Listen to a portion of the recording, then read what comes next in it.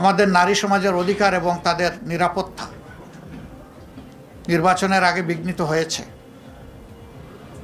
আমরা তাদের অধিকার নিরাপত্তার পক্ষে লড়ে যাব, আমরা ছাড় দেব না। আমরা বাংলাদেশের প্রত্যেকটি নাগরিকের পক্ষে আছি। আমরা কোনো দলের পক্ষে নয়, গোষ্ঠীর পক্ষে নয়।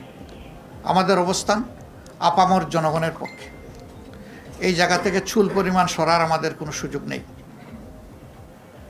দেশবাসী আমাদের ইন্টেনশন দেখেছেন। আমরা গতকালকেই বলেছিলাম, আমাদের ভদ্রতাকে, ইতিবাচক দৃষ্টিভঙ্গিকে কেউ যদি দুর্বলতা মনে করেন, তারা নিজের উপরে জুলুম করবেন। এটা আমাদের দুর্বলতা নয়, এটা ছিল আমাদের উদারতা।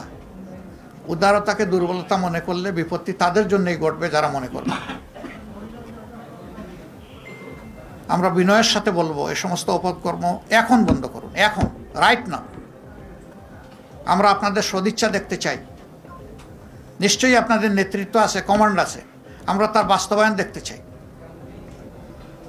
আমরা এই সমস্ত ঘটনা যেগুলা ঘটেছে গতকাল থেকে আজ পর্যন্ত, সবগুলার আমরা তীব্র নিন্দা জানাই এবং আমরা এটার প্রতিকার চাই।